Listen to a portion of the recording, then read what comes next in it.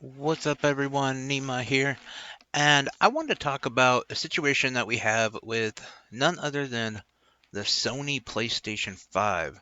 I am going to talk a little bit about the positive side of Sony, but that'll be a little bit later on, because this is not positive. We just got news that Horizon Forbidden West is going to be delayed again, and we have actually no idea when it's going to come out. So most likely we're gonna have to say quarter 3, quarter 4 of 2022 is usually by now they would at least be able to say quarter 1 or quarter 2. They would know if it was going to come out in early 22. But since they didn't even give us a time, it probably is late 22, maybe even 23. I'm honestly not too surprised if it would have to be 2023, and I wonder why. See, when I first got a PlayStation 5, and it felt like you just won this lottery. After this god awful year of 2020, I got a PlayStation 5. I won something. This was great. And I was looking at all the games that they said were going to in 2021. Some even launch titles that still haven't come out. And most of them haven't come out yet. Most of them aren't going to come out. Horizon Forbidden West being one. That this was a title that was promised as a 2021. And here it is. Again, I'm thinking late 2022, maybe even 2023. Alongside that, God of War Ragnarok. Remember that at the big trailer? And we just saw the logo and they said coming in 2021. Nope, not so much. Not so much at all. And in fact, that one we haven't even seen gameplay of. So to assume that it's going to be 2022, I don't know. I think that's a mistake. And we just recently learned, too, that Kenna Bridge of Spirits, which was also supposed to be a launch title, has been delayed once again. This game was supposed to come out in November, and then it got pushed back to around December of 2020. Then we were told spring of 2021. Then it was August 14th or August 16th of 2021. And now it's September 21st of 2021. Now, I do believe this game is going to come out soon. But when I started looking about the second half of the lineup for the 2021, I started to realize there's no games for the Sony PlayStation 5 that I want to play. And I'm kind of sat here left with this incredibly expensive paperweight. Incredibly rare paperweight. People want it. People are excited to have a PlayStation 5. And I'm honestly not sure why. Because I'm flipping trying to look for a word not to cuss, excited over Kenna Bridge of Spirits, which, let's be honest, it's probably a middleware kind of game. It's a $39.99 title. It's from an indie studio. I don't think that there's a reason you shouldn't be excited for it, but it's not a big AAA title, right? It's not a big game. We can all agree that this isn't some huge game with a giant legacy. I'm not saying it can't create that. I'm not saying any of that. But what I'm saying is Kenna Bridge of Spirits, which has been delayed, is the best option we really have for PlayStation 2 or PlayStation 5 second quarter. That's speaking a lot for Sony and the PlayStation 5 when that's their big release title. I know you could point to some other games that are coming out, but let me ask you, is there a game coming out in the second half of 2021 that you haven't already kind of played? Yes, we got the game Death Stranding. Yeah, okay. But guess what? I've pretty much played Death Stranding a couple years ago. I know this is the director's cut and they remade it and blah blah blah, but when it came out a couple years ago, it was a beautiful game. I'm not really looking for a game that I could replay that just looks better. I'm looking for a new game, and I don't know if it's that much to ask when you're asking Sony to release more than maybe 2 or 3 games a year on their pinnacle PlayStation 5 machine. And this is what we're left with, another remake. Again, Death Stranding, not really my kind of game. It was kind of boring. I get why some people like it, not for me. It was too hard to follow and really too much just like a walking simulator for me to really get into. But right now, this is one of Sony's biggest releases for the holiday season of 2021. And I just don't see it. I don't see that many people that excited about it. And then we have the Ghost of Tsushima, the director's cut. Yes, another director's cut. Another game that's been remastered. The only thing that's worse about Ghost of Tsushima is that this game came out last year for the PlayStation 5. And it was a very long game and it was a very fun game. And it offered a ton, about 80 to 100 hours of gameplay. But after you put that 80 to 100 hours of gameplay in, you don't really want to go back. And you don't want to go back to the same story, to which maybe, I don't know how the save system works, but I don't want to go replay that entire story mode again just to play like the new 15, 20 hours of gameplay that they added at the end, which was in a DLC, this like expanded island. I don't know how they're going to do it from PlayStation 4 to PlayStation 5 data and the upgrade and all that stuff. I'm sure it's available, but the point is it's still not a full game. Calling Ghost of Tsushima director's cut a full game is not unlike calling Final Fantasy VII Retrograde a full game, which was only like 5 hours of gameplay. It was amazing and it was well worth $20 or whatever. And I'm sure the extra DLC on Ghost of Tsushima would also be worth that DLC cost, but it is not a full game. And if you're a Sony fan, you've already played this game. You've already put in like at least 50 to 80, 100 hours into this game. It's not a holiday purchase. It's not something you're super psyched about. So looking back at it, there's really one game that's exciting. And by the way, I did miss Deathlooper. It is a first-person shooter, kind of Souls-like apparently, because if you die, you got to restart everything all over again. And I don't know. It's from Bethesda. It's a first-person shooter. It looks interesting. I'm not interested in it, to be honest. It is what it is. In fact, I think when you're talking about Bethesda, first-person shooter is kind of the last thing you think of from Bethesda. Like, you think Skyrim, Fallout. You think of these big titles. I'm not willing to just throw it away, but I'm not that interested. And let's be honest, when it comes to a big holiday title for your incredibly hard to find machine, all we have is Kenna Bridge of Spirits. And I get if there's enough people who are like, oh, I'm not interested in that. Because there again, it's kind of a niche game. And that's what we've kind of seen from PlayStation 5 this go around. The big games, Hitman 3. Okay, cool if you're into like that stealthy, kind of difficult game. I'm not. I didn't play it. We got Returnal. Returnal was a huge game for people who liked really hard games where you die and have to restart over and over again. Oh, and by the way, don't mind shelling out $70 for that kind of game. I do. I wasn't that interested. Ratchet and Clank. The game looks amazing and it's fantastic. But that's all I've gotten so far this year. And that's why I'm a little let down by Sony and PlayStation 5. Because I've been a Sony guy. I love Sony, and I don't know if you've noticed, but on this channel, all I talk about is the Nintendo Switch. And the reason why is because that's all that has really good games right now. Everything is kind of old and remade and redone, or just not there at all, giving us these poor excuses for games that should be big and they should have these giant titles attached to them. Something like Metroid, I don't know, something like Halo. All of these things that Sony just can't seem to do. And I understand if they're going to say, well, it was COVID related, but it's not. Because remember, the PlayStation 5 released in late 2020. They should have already known about all this. Xbox at the same time was taking a lot of crap because they couldn't release any launch titles that were just exclusives.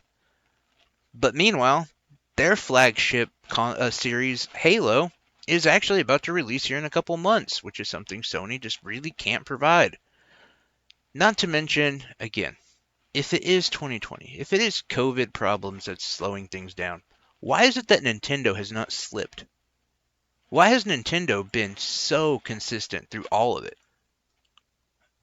And more importantly, you might ask, why is it important to me? Well, it's important to me because I'm reminded of my last Christmas as a child, really. Honestly, in age and just in that way that you were grabbed on a Christmas where you opened the presents, you were so excited, and you were kind of selfish, to be honest. You were more concerned about the things that you got than what you gave. You didn't have a dollar sign attached to everything. You're very selfish in that manner. But that's what Christmas is for the children. And this was my last Christmas like that. And it was the one that got me back into video games. I had a little story that I'm not going to stick to uh, for many reasons, but when the Sony PlayStation 1 came out, I had first picked it up with one of my childhood friends, one of my best friends. Um, he subsequently died a couple years after that. He was killed in a horrific bicycle accident. And from that point, when I looked at the Sony PlayStation 1, I kind of just saw him. And I didn't I didn't want to dwell on that, and I didn't want to think about that. I moved on in so many ways past video games. I had become like that quintessential rebel teenager. I had blue, green, pink, red hair, piercings. I was in a heavy metal band. I had a girlfriend.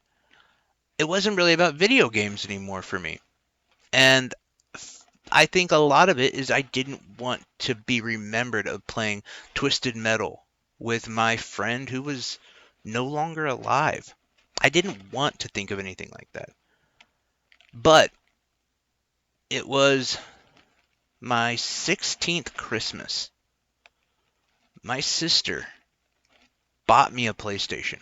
And I didn't really remember even wanting it. I don't remember much to do with why she ended up getting it for me. I honestly don't know. And I remember this being one of the best Christmases I ever had. So, again, I was 16 years old. I was more focused on women and metal and, just being rebellious and whatever, and wasn't thinking about anything in as far as video games. And this apparently was one of the last years that the PlayStation was in production. Because this was near the time that the PlayStation 2 came out. There was a world of games that I completely missed. And my parents, I believe, got me a game. And so when I first opened my presents, I got this game and I was looking at it and I was like, okay, well, what do I do with this? Like, I don't have the console. Again, I really wasn't that interested. And this game was Need for Speed Hot Pursuit. I wasn't even a big racing fan before or whatever, but I thought, okay, this is cool. Again, I don't have a PlayStation. I left my PlayStation at my friend's house who had passed away, so I never had this. Whatever. And then my sister gave me a gift, opened it up, and it will go down as one of those things that just completely changed me. Um, I didn't realize what I was looking at, but I was looking at Parasite Eve on the PlayStation. I don't know why she got this game. I have no idea where it came from. I don't know if she just saw it and was like, oh, this looks kind of neat. I should buy it. But this game will go down as one of the most memorable games that I've ever played. And one of my favorite games of all time. If you're familiar with Parasite Eve at all, it takes place around Christmas time. And you remember, I got this for Christmas. And my sister had packed Parasite Eve right on top of the actual PlayStation. It was the newer PlayStation. It was nice. And I got it and I was excited. Oh, this is great. I'm happy to play it. And I remember taking it up to my room, hooking it up, and I'm upstairs. I have real nice windows out there. It's almost that three-panel kind of window you could like look out. And I looked outside as I started up the game, and as you saw that scene with the snowfall and the police racing down the streets of New York, I'm looking outside, and it's dark and it's snowing, and we live right by train tracks. So I could actually see the trains, and they're covered in snow as more and more snow is falling. And it was just this moment that really, really took me in, and it really sucked me into this situation of where this game was. Like, at the time of it being kind of this cold, frigid, you know, Christmas time in New York City, I myself going through that kind of experience of the cold and the snow and all of that. And it made me just completely detach from reality. And I sat there and I played Parasite Eve for hours upon hours upon hours. I remember this was probably around 5 or 6 in the evening. Later on that evening, the family liked to get together, like to have other people in the family come over, have some drinks and talk and hang out. I was too young for the drinking part, uh, but my sister and other people, they weren't. Although I don't believe my sister drank at that time, but I do remember some of my aunts and uncles coming over, a couple of my cousins coming over, and I just simply ignored everyone who came up into my room because I was just enthralled with this game. And again, I can't explain what made her think I should get this game. Parasite Eve is it's kind of a horror, um, action yet turn-based combat game. I know you're throwing three different things all at once. It works really well. That's all I can say. It's sad to say that you can't really find this game anymore. Not only is it unplayable on anything but like a PlayStation 1 or maybe a PlayStation 3 with backwards compatibility, but they haven't done a remake of it. It's weird because everyone I know who's played it loves this game, but it might die in that like a cult classic fanboy world because there is no talk of this game ever getting a remake. I know when it's brought up, people are excited, but no one really cares. And it's sad because this game, not only are the mechanics really interesting and really fun, as far as like it's a horror game, these bad guys after you, and then you run up, and then it's a turn-based combat system with a gun, and you play a cop, and her name is Eve, and she discovers that she has some kind of power that she's not really familiar with, and it has to do with her her being on a secular level. So I actually credit this game for teaching me about some science because in biology, because essentially the world is overcome by this I don't know, I want to say situation. It's a horrible word to say for this, but this phenomena where the mitochondria over produces, it overreacts, it over mutates, and then it causes people to mutate or just kind of explode. um, the humans in the game just kind of explode. The creatures in the game, uh, as we can see with that little mouse friend here, there's the mitochondria, there's the whole cellular thing, um, over mutates, and then they become dangerous creatures, and you fight them, and it's really really cool. Again, I don't know why my sister. I guarantee you, she knew nothing about this game. 100% can say that she didn't care that much about games, give a crap. She had no idea that I would fight some weird spiky looking mouse thing, and it would be completely awesome. And that I would learn about the mitochondria and, have this action based turn game based game fun that really just brought me back into video games. And I just remember just how great that Christmas was. It is, like I said, that Christmas was the last one that I really just was selfish, honestly, and just got stuff for the purposes of being happy and not caring about giving, and was really focused in on me. And that sounds horrible, it really does, but you need that as a kid. Like, that's kind of where you live a lot of times at Christmas, is you're just focused in on getting stuff. And I can honestly say, since that Christmas, I've never really concerned myself about what I get for Christmas. I buy myself everything I want. And so to be in that, to have that memory of that time when you couldn't just buy whatever you want, or you know, you're actually given something of that nature. And to be given that gift of getting back into video games, because not only did this like reawaken my love of video games, and it really did, because it was later on this weekend, actually, playing this game, that I stumbled onto my local Blockbuster. And yes, at the time there was a Blockbuster, and I picked up Final Fantasy VIII for like $20. And I remember the guy saying, like, "Oh, this game is really cheap. You should check it out. There's only one version of it right now. We just got it returned, so you might as well take advantage. It just came out." Like, okay, whatever. And then discovering Final Fantasy VIII, and wow, like, that's where I just took off from there. Like, life became about video games after Parasite Eve and Final Fantasy VIII. Really got in touch. But it also helped me reconnect with something that I had a love for as a kid. And we talked about the Mortal Kombat days and all that stuff, and I I had all that, but I had to make that disconnect to separate those kind of feelings that I had with my friend and this console specifically. And it's wonderful, because what my sister gave me was memories now that aren't just tragic, that has to do with the PlayStation 1.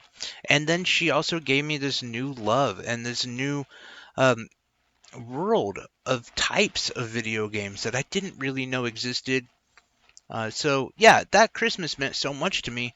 And that's why, looking at the end of 2021 and seeing that Sony basically has nothing to offer, I think of all the kids who maybe their families worked so hard to get them a PlayStation 5, and they're going to get this PlayStation 5, and they're not going to have any games. Most of them are going to be kind of trash or remakes or stuff that they already played. And I don't know, that sucks. I think that just kind of sucks. Anyway, that's it for me, guys. I appreciate you. Take care of yourself and your loved ones. Bye bye.